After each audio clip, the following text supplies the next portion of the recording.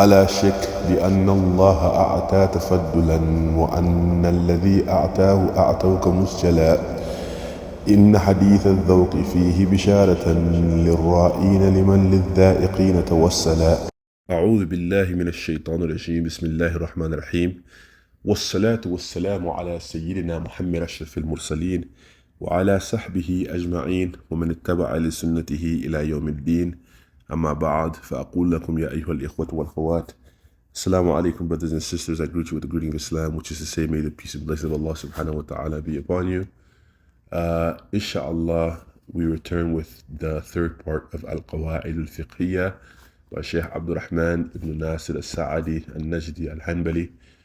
We return with the third iteration of the Juristic Maxims that was collected and poeticized by Sheikh Abdur-Rahman al-Sa'adi. We are on the 18th line right now, inshallah.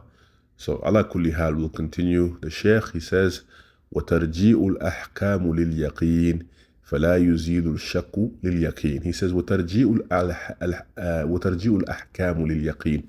He says the rulings, they go back to certainty. فَلَا يُزِيلُ الشَّكُّ لِلْيَقِينِ.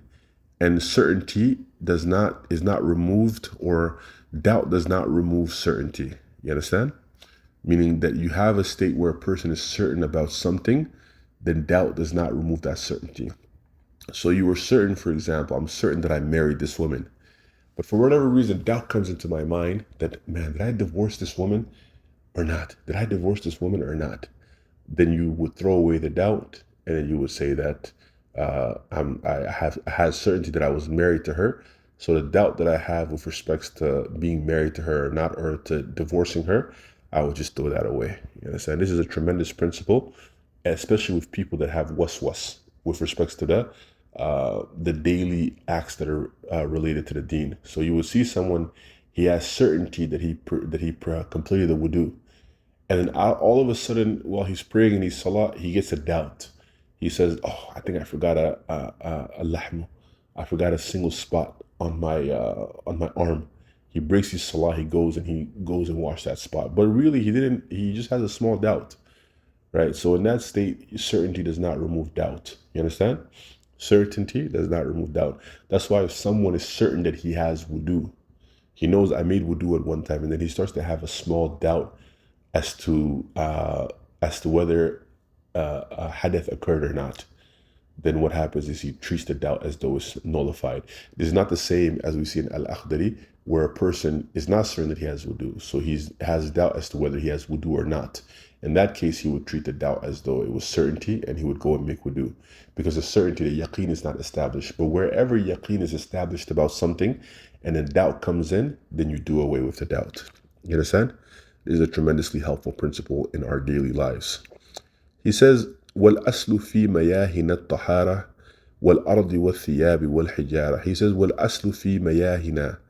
He says, the root, meaning the core principle, or the default principle, the default ruling when it comes to our waters is that it's pure. That is at-tahara, that it's pure. وَالْأَرْضِ وَالثِّيَابِ وَالْحِجَارَةِ. And the same thing with the earth, the same thing with clothes, the same thing with rocks and ground as well. So if I come to a well and I see that it's clean, I don't see any traces of its color, its smell, or its taste being changed, I don't need to go and dig and say, okay, did someone urinate in this water, right?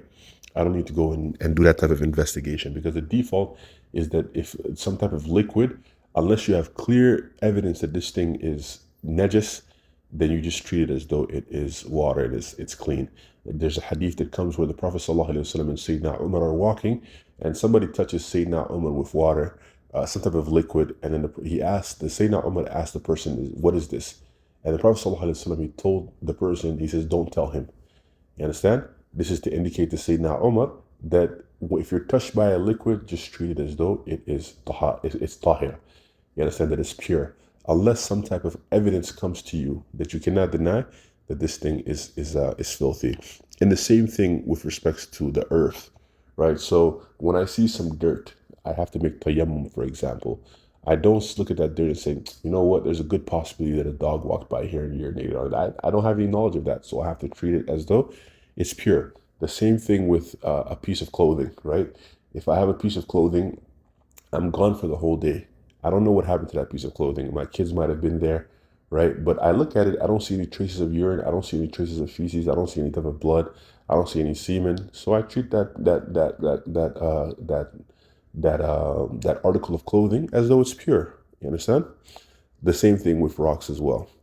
He says, وَالْأَصْلُ فِي الْأَبْضَاءِ وَاللُّحُومِ وَالنَّفْسِ وَالْأَمْوَالِ لِلْمَعْصُومِ تحريمها حتى يجيء الحل فافهم هداك الله ما يمل. He says, وَالْأَصْلُ, he says, the principle, the core default setting fil abda'i, when it comes to property and merchandises. You understand? وَاللُّحُومِ, in the flesh of people, meaning they're like talking about them, speaking about them. وَالنَّفْسِ, and their souls, their lives. وَالْأَمْوَالِ, and their wealth. لِلْمَعْصُومِ, for the person that's ma'asum, for the person that has protection. What's the ma'asum? That's either a Muslim or someone that is living in the lands of a Muslim as a dhimmi, as a person who has entered an agreement with the Muslims that his life, his wealth, his property, everything is safe. You understand? People, they get this concept, they think that the dhimmi is some type of slave status. No, the dhimmi has full rights to practice his religion within the land of the Muslims. He is someone that he's going to be paying a jizya, a tax, but it's less than the tax that's paid by the Muslims that pay zakat. You understand? And his life, his honor, his wealth, his blood is all protected. You understand? So the ma'asum is either the Muslim or someone the Muslims have a treaty of they reside with you, or a treaty of non-aggression as well, right? Because sometimes the Prophet ﷺ, even with the mushriks of Mecca, he had a treaty with them that he would not aggress upon them and they would not aggress upon him after they had fought a certain amount of years of war. He says the asl of that, he says tahrimuha, is that those things are haram for anyone to touch. You may not take the property of someone that is ma'asum. You may not speak about someone that is ma'asum. You understand? Hatta yaji'ul hillu, until something comes that makes that thing the halal. He says, فَافْحَمْ هُدَاكَ اللَّهُ مَا يُمَلْ. He says, so understand that principle, may Allah guide you towards that which is beneficial. Right? So for example, a Muslim, you may not take the life of a Muslim until he kills another Muslim in aggression and intentionally. You may not speak about a Muslim, you may not take the honor of a Muslim and speak about him in a way that he would dislike, except if somebody is testifying as to his character for the purpose of a court case, except if he's an innovator, except if someone is doing istiftah, he's seeking a fatwa with respects to this person. In that case, then his lahm becomes halal for that purpose. Well, amwal, the mal of a Muslim is haram to take, except in the case of someone that refuses to pay a debt or someone that has a tax that they have to pay. You understand? So inshallah, we'll just do these two lines here. I think, what is it? One, two, three, four. 4 lines. There's a bit of noise in the background and we'll end it here. Jazakumullah khair ya ikhwan. Assalamu alaikum wa rahmatullahi wa barakatuhu. ونحن رأيناه وأنت رأيتنا وبذلك طب نفسا وكن متجملا وإن تشاء كن معجلا وإن تشاء كن متعجلا.